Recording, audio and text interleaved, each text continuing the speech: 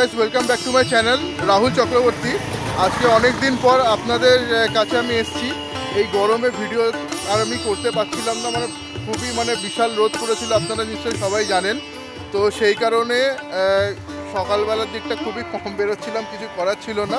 তো আজকে চলে এসেছি আমি আমাদের বেহালা যে জোকা আছে, তো বেহালা জোকা ঠাকুরপুকুর ওই সাইডে। এখানে আমাদের খুবই একটা বিখ্যাত পরিচিত মন্দির আছে, যেটা হচ্ছে বড় কাছারি মন্দির। তো সেই বড় কাছারি মন্দিরে আজকে আমি চলে এসেছি ঘুরতে। আর এই পুরো মন্দিরের কখন পুজো হয় পুরো ডিটেলসটা আমি আজকে আপনাদের দেখাবো। এর আগেও আমি অনেক ছোটোবেলায় এখানে আমি এসেছিলাম, তো তখন আমি এরকম এত ভিডিও করতাম না। তো এখন আমি আপনাদের কাছে এই জন্য আবার এই ভিডিওটা নিয়ে চলে এসেছি। পুরো ভিডিওটা দেখুন, আর স্কিপ করবেন না। আর ভালো লাগলে লাইক, কমেন্ট, সাবস্ক্রাইব কিন্তু নিশ্চয়ই করবেন। মতো আগে এখানে কোনো মন্দির ছিল না, যেখানে আজকে আমরা যাচ্ছি সেখানে শুধু ছিল একটি মাটির ঢিপি ও ঢিপির ওপর ছিল একটি অশ্বত্থ গাছ। বিগ্রহহীন এই মন্দিরে গাছই হচ্ছে কিন্তু মূল দেবতা।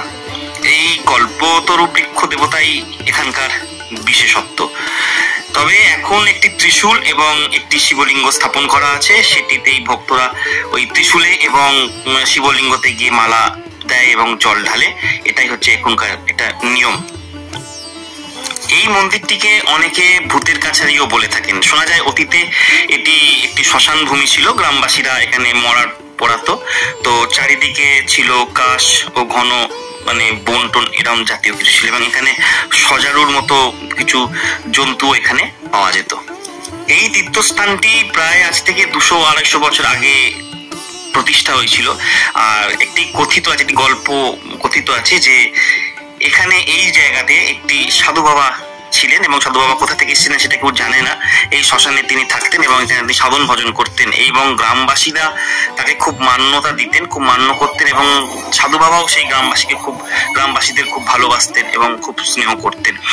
গ্রামবাসীরা কোনো বিপদে পড়লে সাধু বাবার কাছে আসতেন, এবং তার আশীর্বাদে তারা সবাই ভালো হয়ে যেত, বা তারা সেই সব কাজ টাজ পেত। সেই জন্য সাধু বাবাকে তারা ভগবানের মতো মানত। তো কোনো একদিন সাধু বাবার দেহ চলে যায়, তো গ্রামবাসীরা তাকে দাহ না করে, যেহেতু নিয়ম সাধুর দেহ মাটিতে সমাধি দেওয়া, তো সেই জন্যে সাধু বাবাকে সমাধিস্থ করে দেওয়া হয়। সাধু বাবার দেহ চলে যাওয়ার পর কিছুদিন বাদে একটি অলৌকিক ঘটনা ঘটে সেই গ্রামে। সাধু বাবার সমাধিতে জন্ম নেয় একটি অশ্বত্থ গাছ। গ্রামবাসীরা স্বপ্ন পায় ওই গাছই হচ্ছে কল্পতরু, সাধু বাবা নিজে প্রতিমূর্তি। সাধু বাবা স্বপ্নে বলেন, আমি এখানে আছি এবং এখানে থাকবো, আমি শিব শম্ভু, স্বয়ং ব্রহ্ম তারকনাথ।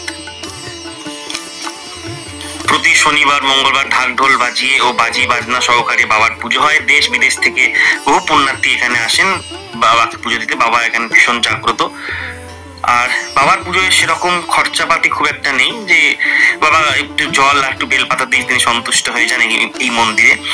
আর বর্তমানে এই মন্দিরে রোজই পুজো হয়। বাবার পুজো করতে কোনো ব্রাহ্মণ লাগে না, কোনো মন্ত্র নেই। মানুষ যার যেরকম খুশি সেই রকম ভাবে নিজে গিয়ে বাবার মন্দিরে পুজো করতে পারেন। এটা একটা মন্দিরের বড় বৈশিষ্ট্য। আমরা এই মুহূর্তে দেখছি যে এটি হচ্ছে বাবার দুধ পুকুর। এখানেই জলে চান করে এবং এইখানে এই ঘটিতে জল নিয়ে শিবের মাথায় ধোয়া হয়, এবং এই পুকুর থেকেই লোকে চান করে ওই দণ্ডি কাটেন, এবং এই পুকুরের অনেক মাহাত্ম্য বলে এখানকার লোকেরা খুব মানে। সাধু বাবা ছিলেন বাকসিদ্ধ পুরুষ, এবং তাকে সবাই যত মানতেন, এবং তিনি তার দেহ চলে যাওয়ার পর গ্রামবাসীদের তিনি স্বপ্নে বলেন যে আমি নন্দী, ভৃঙ্গি, ভূত প্রেত, দৈত্য, দানব, ভৈরব, কিন্নর এবং দেবতাদের নিয়ে আমি প্রতিদিন গভীর রাত্রে এখানে কাছারি বসাই। তোরা এক মনে আমায় ডাকবি, আমি স্বপ্নে দেখা দেব, আমার কাছারিতে তোরা সুবিচার পাবি। তোদের রোগ, শোক, দুঃখ, তাপ প্রভৃতি তাপ জ্বালা দূর হবে, আমার দ্বারা তোদের সকল কার্য সিদ্ধ হবে, তোরা শান্তি পাবি। সেই গ্রামবাসীদের থেকে আজকে সারা বিশ্বে এই বাবার নাম, বাবার মাহাত্ম্য ছড়িয়ে পড়েছে। আপনারাও আসুন, এসে বাবার কৃপা লাভ করুন। দেখুন বাবা কত জাগ্রত।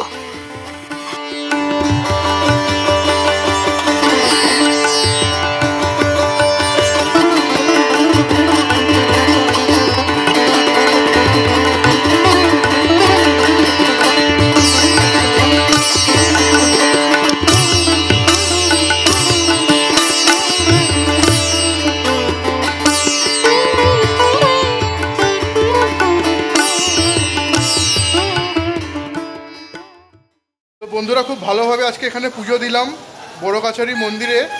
আজকে শনিবার, খুব ভিড় হয়েছে এখানে, খুবই ভালো লাগলো। আর পুরো ভিডিওটা দেখুন, বেশি করে শেয়ার করুন, লাইক করুন, সাবস্ক্রাইব করুন। আর কীরকমভাবে আসবেন সেটা কিন্তু পুরোটাই আমার ডেসক্রিপশন বক্সে থাকবে। আর ভিডিওটা বেশি করে লাইক করুন।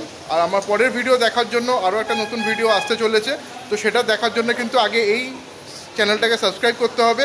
আর পাশে দেখবেন একটা বেল আইকন আছে, সেটাতে কিন্তু অবশ্যই ক্লিক করবেন।